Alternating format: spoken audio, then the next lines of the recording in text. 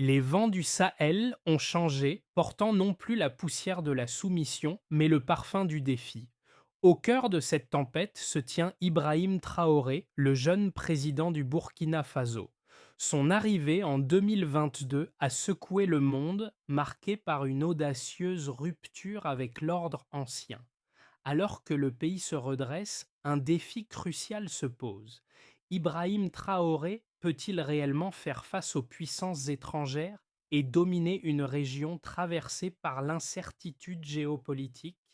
Les actes de ce leader déterminé pourraient bien marquer le début d'une nouvelle ère en Afrique. Mais cette révolution, menée par un homme jeune et téméraire, est-elle prête à affronter les turbulences qui l'attendent? Ibrahim Traoré, en prenant les rênes du Burkina Faso, n'a pas seulement affronté une crise politique, il a amorcé une véritable révolution. Son discours n'est pas celui de la diplomatie classique, mais celui de la survie, d'une Afrique décidée à briser les chaînes de la dépendance.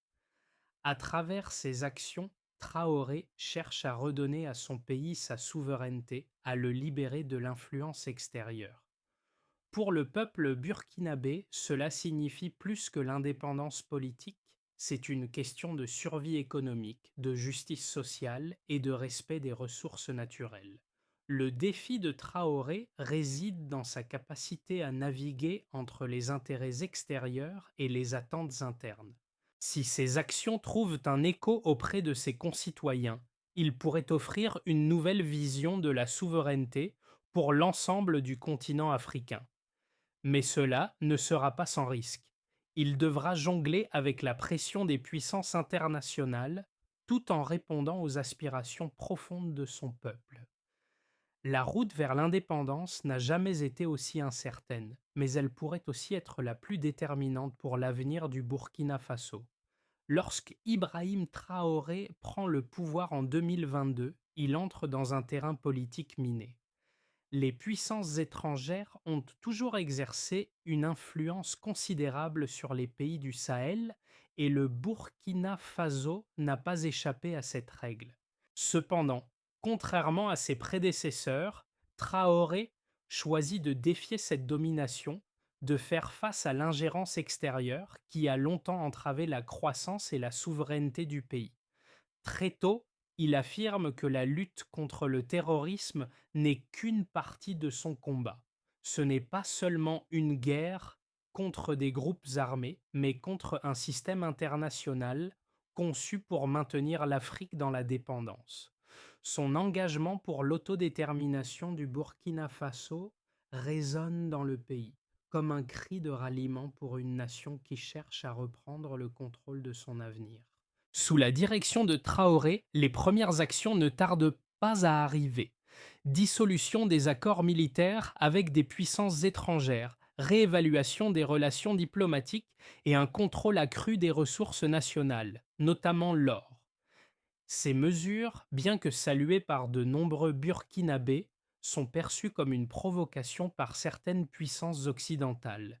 Le Burkina Faso, un pays déjà en proie à des violences internes, se trouve désormais au centre d'un jeu géopolitique complexe. Traoré, néanmoins, semble implacable dans sa détermination. Il voit ses actions non seulement comme un moyen de sécuriser l'indépendance de son pays, mais aussi comme une réponse nécessaire aux injustices historiques infligées à l'Afrique. Mais alors que Traoré trace son chemin, une autre menace émerge, bien plus insidieuse: des attaques de sabotage, des campagnes de désinformation et des tentatives d'infiltration qui visent à déstabiliser son gouvernement. Des signes d'un combat en coulisses qui s'intensifie et qui mettent à l'épreuve sa capacité à maintenir le cap de la souveraineté. Ibrahim Traoré, au-delà de son rôle de président, incarne un symbole de résistance face à un système qui a longtemps étouffé les nations africaines. Dès son arrivée au pouvoir, il adopte une position ferme contre les puissances étrangères qui ont exercé une emprise sur le Burkina Faso. Il ne se contente pas de réagir aux crises, mais prend des mesures décisives pour restaurer la souveraineté du pays. Ses premières actions, bien causées, marque un tournant historique pour le Burkina Faso. L'un des exemples les plus frappants de son engagement est la dissolution des accords militaires avec les forces étrangères, un acte audacieux qui ne passe pas inaperçu. Cela ne se limite pas à un simple geste politique, mais devient un catalyseur pour un changement plus large.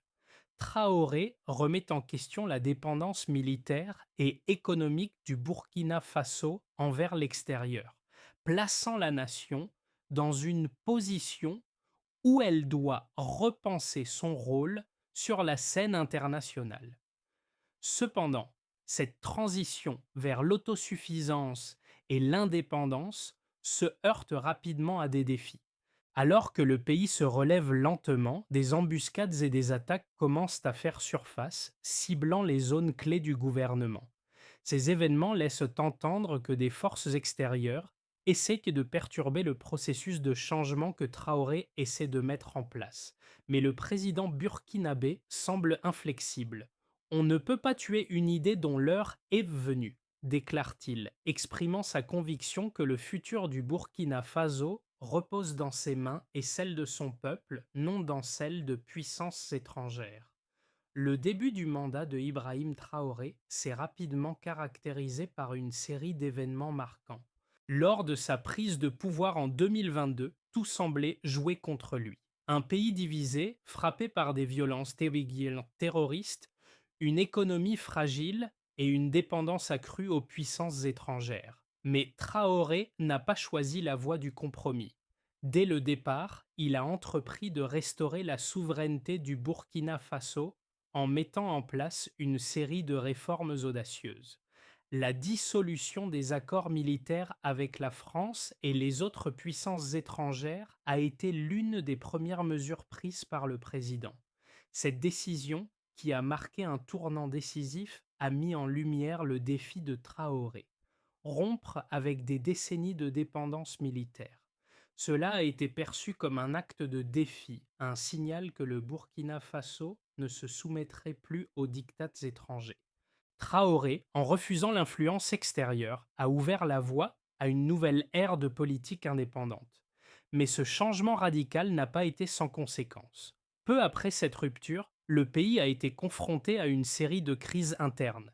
Des embuscades ont été tendues dans le nord du Burkina Faso, des explosions ont secoué des quartiers proches du gouvernement, et des actes de sabotage ont perturbé les infrastructures essentielles. Ces attaques ont clairement porté la marque d'une tentative délibérée de déstabilisation. Les analystes du renseignement ont rapidement identifié un schéma: une stratégie hybride, similaire à celle utilisée en Europe de l'Est dans les années précédentes, visant à semer le chaos et la confusion au sein du gouvernement de Traoré. Cependant, le président burkinabé n'a pas fléchi. Plutôt que de céder à la pression, il a intensifié ses efforts pour contrer ces forces invisibles, qui cherchaient à miner ses réformes. Les premières actions de Traoré ont été de renforcer la sécurité intérieure, notamment à travers des contrôles plus stricts et des audits de fidélité au sein de l'armée. Il a réorganisé l'armée en une unité d'intervention rapide, capable de répondre à toute menace dans un délai record. De plus, des vérifications d'antécédents ont été imposées aux ministres et hauts fonctionnaires afin de réduire les risques d'infiltration de puissances étrangères au sein du gouvernement. Ce changement rapide, bien que nécessaire pour maintenir la stabilité, a aussi soulevé des inquiétudes sur l'évolution de la liberté d'expression et des libertés civiles dans le pays. Les voix de l'opposition se sont faites plus rares et certains journalistes ont été contraints à l'autocensure. Cependant, à l'intérieur du Burkina Faso, les actions de Traoré ont trouvé un écho favorable. Le peuple burkinabé, fatigué par des décennies de manipulation et de dépendance, a commencé à voir en lui un leader qui se battait pour leur avenir. En réorientant les ressources naturelles du pays, en particulier l'or et le lithium, vers les mains locales, Traoré offrait non seulement une vision de souveraineté, mais aussi un modèle économique indépendant. Mais ce chemin n'a pas été sans défis. Les sanctions économiques ont commencé à frapper le pays. Les partenaires commerciaux étrangers ont suspendu des projets d'investissement d'une valeur de plusieurs milliards de dollars. Les banques ont restreint leurs prêts et les prix des biens de consommation ont grimpé. Le climat d'incertitude a poussé certains à se demander si cette quête d'indépendance valait réellement le coup. Cependant, Traoré est resté ferme. Il a réaffirmé que la souveraineté n'avait pas de prix et qu'aucune force extérieure ne dicterait l'avenir du Burkina Faso. Pour comprendre l'ampleur des changements opérés sous la présidence de Ibrahim Traoré, il est essentiel d'examiner les chiffres qui témoignent de ces réformes audacieuses. Ces données notionnelles ne se limitent pas à des indices économiques, mais reflètent également les efforts du Burkina Faso pour se libérer de la tutelle extérieure et regagner une certaine souveraineté. D'abord, l'indépendance économique du pays a été l'un des objectifs centraux de Traoré. La réorientation des ressources naturelles, en particulier l'or et le lithium, a été un point clé. En 2023, le Burkina Faso a rapporté une augmentation de 15% de sa production d'or par rapport à l'année précédente. Cette hausse significative n'a pas seulement renforcé l'économie nationale, mais a également permis au pays de réduire sa dépendance aux entreprises étrangères exploitant ses ressources. En parallèle, le secteur minier burkinabé a connu un essor avec de nouveaux investissements locaux favorisé par la révision des contrats et l'instauration de réglementations plus strictes, garantissant que les bénéfices des ressources naturelles profitent en priorité aux citoyens burkinabés. Ensuite, l'impact de la politique de sécurité intérieure menée par Traoré est visible dans les données relatives aux attaques terroristes et aux embuscades. En 2022, avant que Traoré n'assume la présidence, les rapports faisaient état de plus de 600 attaques terroristes recensées dans le pays, notamment dans le nord. Mais dès la mise en place de son gouvernement, ces chiffres ont progressivement diminué. En 2023, le nombre d'attaques a chuté de 30%, un signe indéniable que les nouvelles stratégies sécuritaires de Traoré commençaient à porter leurs fruits. Les forces armées ont été réorganisées et les unités d'intervention rapide ont permis une réponse plus efficace aux menaces. Les renforts militaires locaux ont également contribué à sécuriser des régions stratégiques. Par ailleurs, les réformes économiques et la réduction des partenariats étrangers ont permis d'accroître le contrôle de l'État burkinabé sur son propre développement. Le nombre de projets d'infrastructures financés par des capitaux étrangers a diminué de 40% en 2023 au profit d'investissements publics et privés locaux. En même temps, le pays a réussi à négocier de nouveaux accords commerciaux, notamment avec la Chine et la Russie, pour remplacer les partenariats occidentaux en déclin. Ces accords ont permis au Burkina Faso d'obtenir des prêts à des taux plus avantageux pour le financement d'infrastructures critiques, dont la construction de routes et de lignes de transmission d'énergie. Cependant, ces changements n'ont pas été sans coût. Le Burkina Faso a connu une augmentation des sanctions économiques imposées par les partenaires occidentaux, avec des restrictions commerciales et des interdictions d'importation sur certains produits. Cela a entraîné une hausse des prix, notamment des biens de consommation courante, et une pression sur les réserves de change. Néanmoins, Traoré et son gouvernement ont minimisé ces effets en mettant en place des programmes de soutien à l'agriculture locale et en encourageant les petites entreprises. En conclusion, bien que les actions de Traoré aient été audacieuses et qu'elles aient produit des résultats concrets, l'avenir du Burkina Faso reste incertain. Les données économiques montrent des progrès, mais le pays fait face à des défis importants, notamment en matière de diplomatie internationale et de soutien populaire face aux sacrifices économiques imposés par les sanctions. L'une des forces de la politique de Traoré réside dans sa capacité à confronter les défis internes tout en résistant à l'influence extérieure. Cependant, ses adversaires, tant à l'intérieur qu'à l'extérieur du pays, ont soulevé des arguments valides qu'il est important de considérer. D'abord, il y a ceux qui soulignent que ces mesures de rupture avec les puissances étrangères pourraient entraîner un isolement économique et diplomatique pour le Burkina Faso, en réduisant les accords avec des partenaires internationaux. Le pays pourrait se retrouver à court de ressources et de soutien en cas de crise majeure. Le retrait des troupes françaises, par exemple, bien que populaire auprès de nombreux Burkinabés, a également eu pour effet de diminuer les capacités de défense face à la menace terroriste, en particulier dans les zones frontalières. De plus, les critiques soulignent que la forte centralisation du pouvoir sous Traoré pourrait conduire à un durcissement autoritaire. La mise en place de contrôles stricts, les audits de fidélité au sein de l'armée et les restrictions sur la liberté d'expression posent des questions sur la démocratie et les droits civiques au Burkina Faso. Si ces actions sont justifiées par des raisons de sécurité nationale, elles risquent d'éroder les fondements d'un gouvernement pluraliste et démocratique à long terme. Mais d'un autre côté, il est important de reconnaître que Traoré se trouve dans une situation où il doit prioriser la stabilité et la survie de son pays face à des adversités multiples. L'influence étrangère sur le Burkina Faso a été un frein constant à son développement.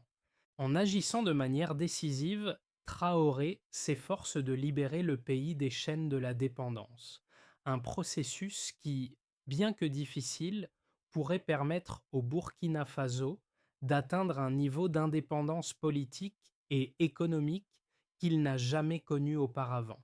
Les critiques contre Traoré, bien que compréhensibles, ne tiennent pas pleinement compte du contexte exceptionnel dans lequel il agit. L'histoire a montré que les révolutions politiques et économiques sont rarement linéaires. Les sacrifices et les compromis sont souvent nécessaires pour atteindre des objectifs à long terme.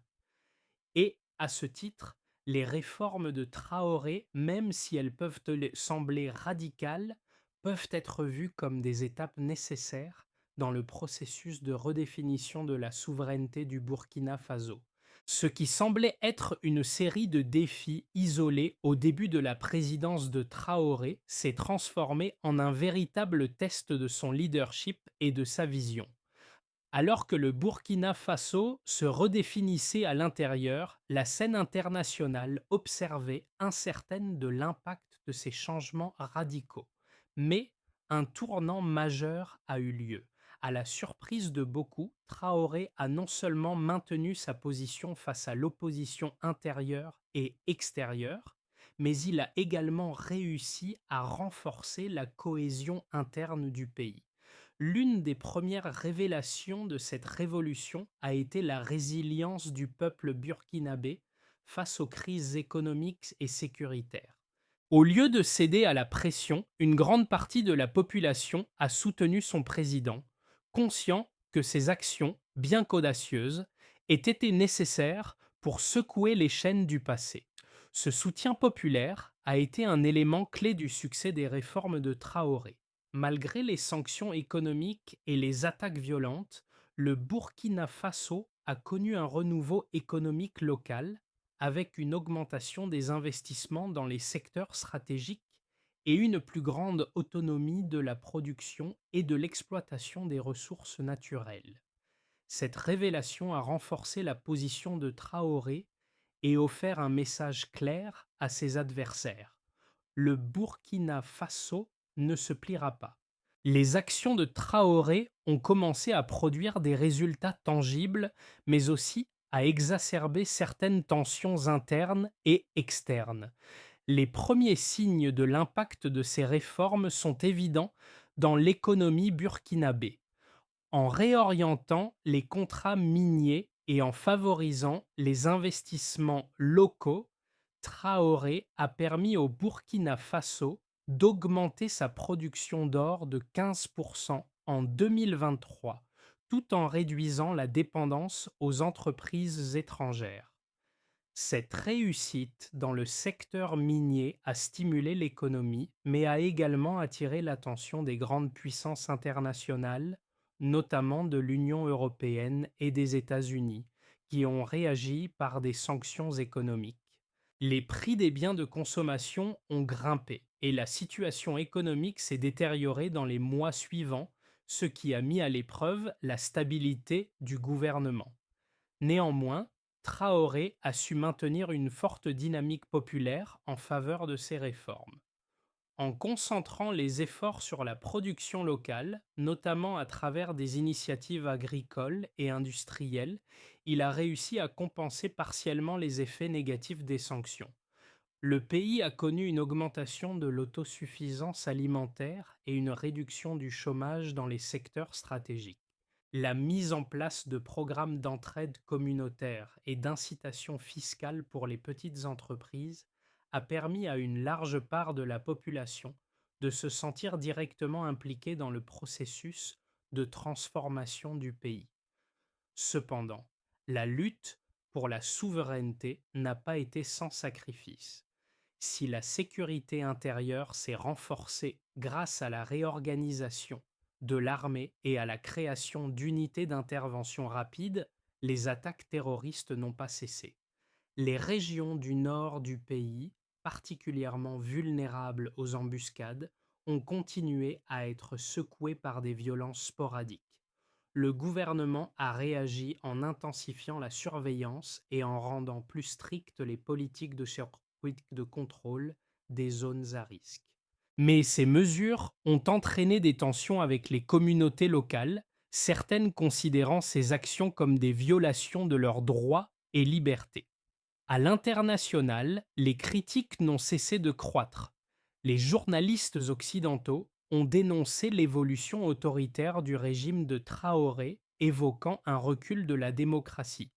Cependant, à l'intérieur du Burkina Faso, une large part de la population a vu dans ces mesures une nécessité de protéger la révolution en marche. La liberté n'est pas un don, elle se défend, a déclaré Traoré lors d'un discours à la nation. Cette position ferme a renforcé l'image de Traoré comme un leader prêt à tout sacrifier pour la souveraineté de son pays. Mais elle a aussi provoqué des divisions au sein de l'élite politique et des diplomates étrangers.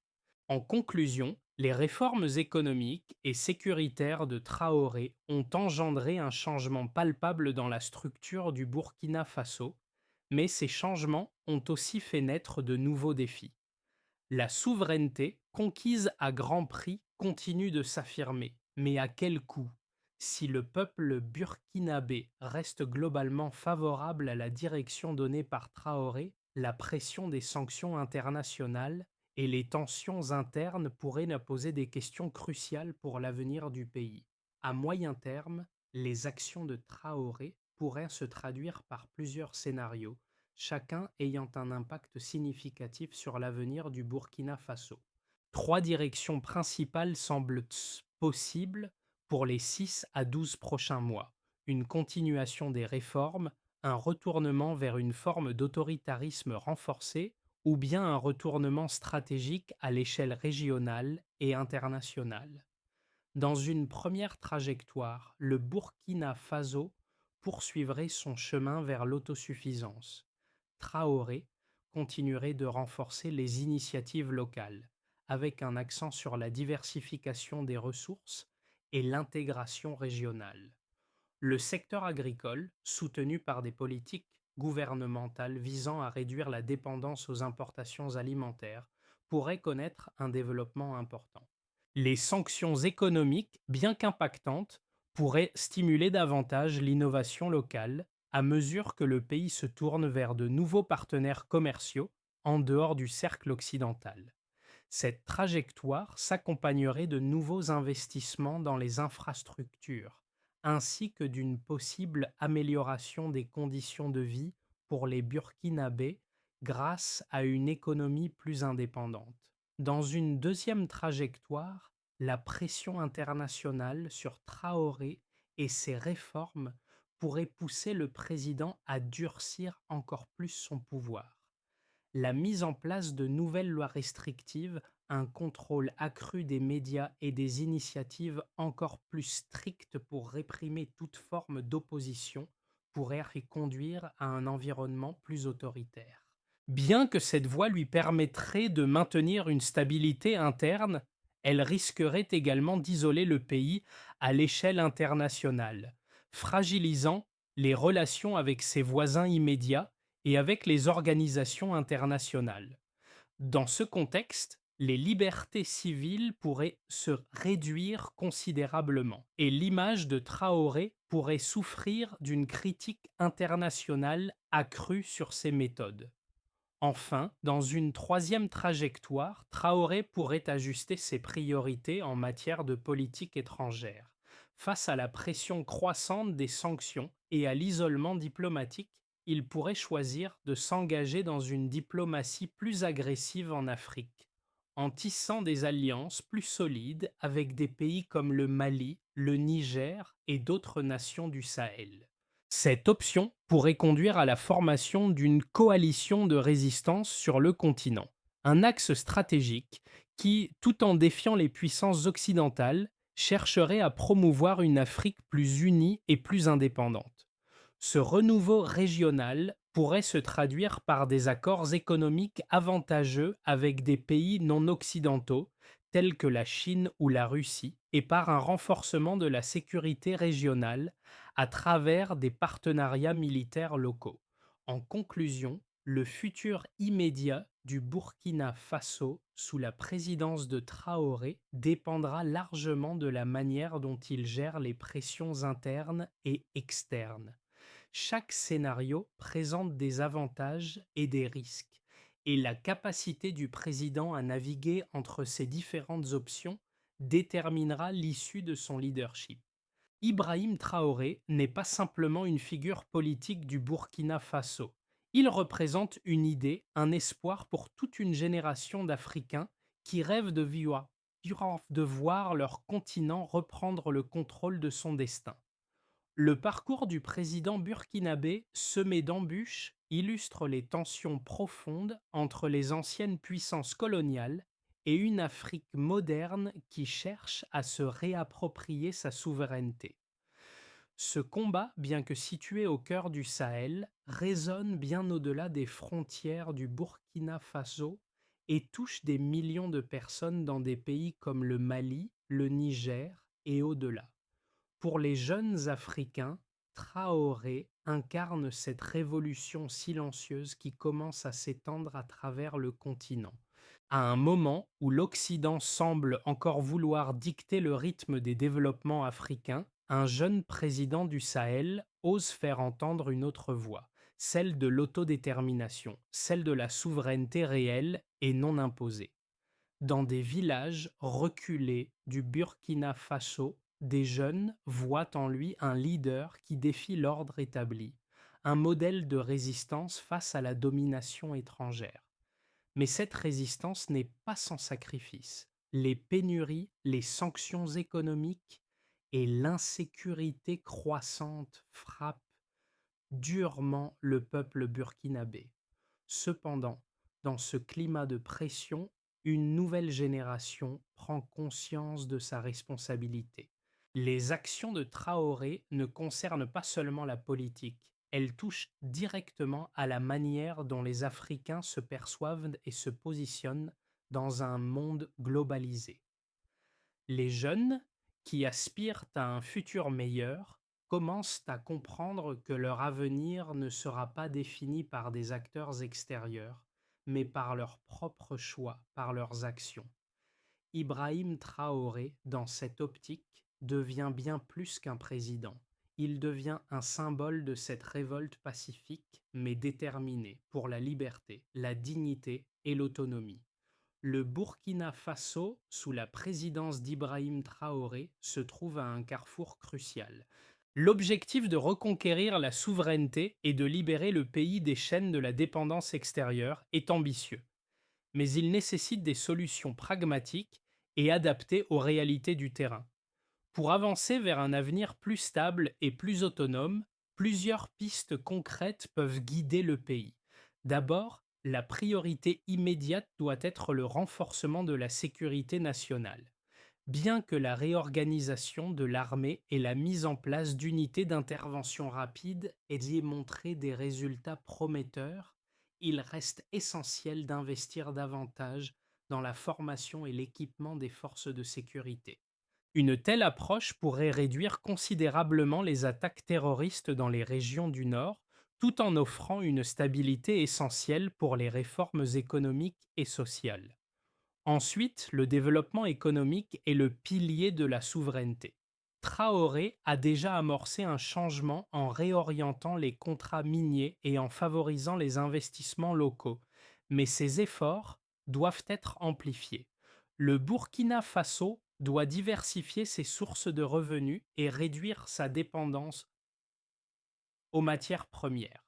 Le secteur agricole, clé pour l'économie locale, doit bénéficier d'un soutien accru en favorisant les pratiques durables et en encourageant l'investissement dans les infrastructures rurales.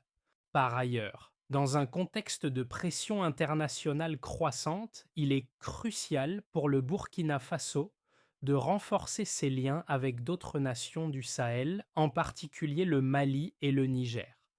Un front commun pourrait offrir une plus grande sécurité et une meilleure position géopolitique face aux puissances extérieures.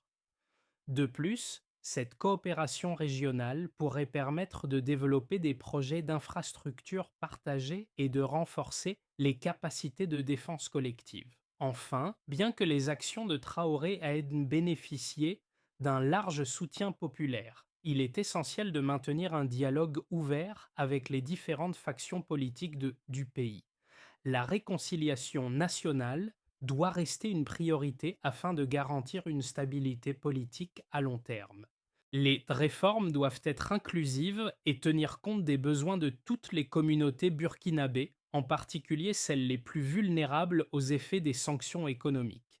En conclusion, bien que le chemin reste semé d'embûches, ces étapes pourraient aider à bâtir un Burkina Faso plus souverain, plus résilient et mieux préparé à affronter les défis de l'avenir.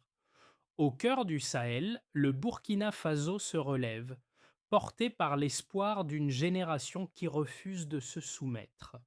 Ibrahim Traoré, bien plus qu'un président, est devenu l'incarnation de cette soif de liberté, cette volonté de voir l'Afrique prendre son destin en main. Sous sa direction, le Burkina Faso a fait un pas décisif vers la souveraineté, une souveraineté façonnée dans le combat quotidien contre l'influence étrangère et les anciennes structures de pouvoir. Pour le peuple burkinabé, chaque victoire, aussi petite soit-elle, est un témoignage de leur détermination.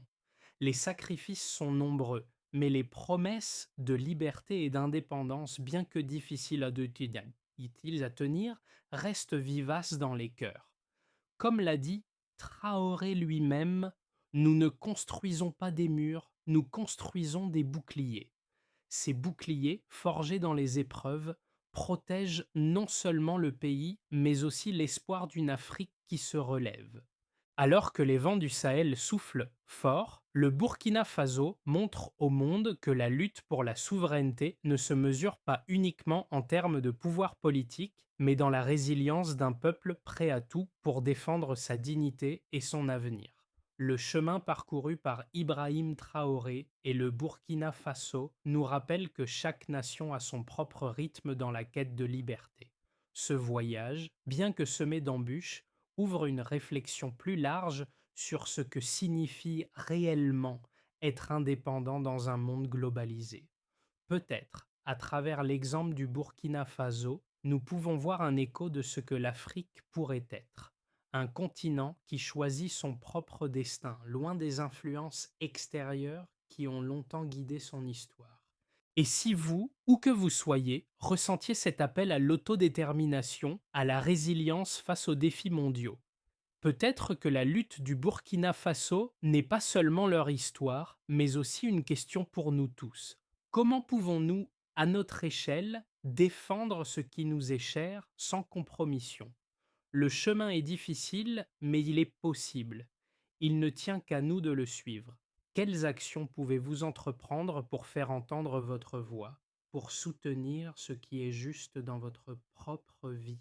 L'avenir commence aujourd'hui avec les choix que nous faisons maintenant.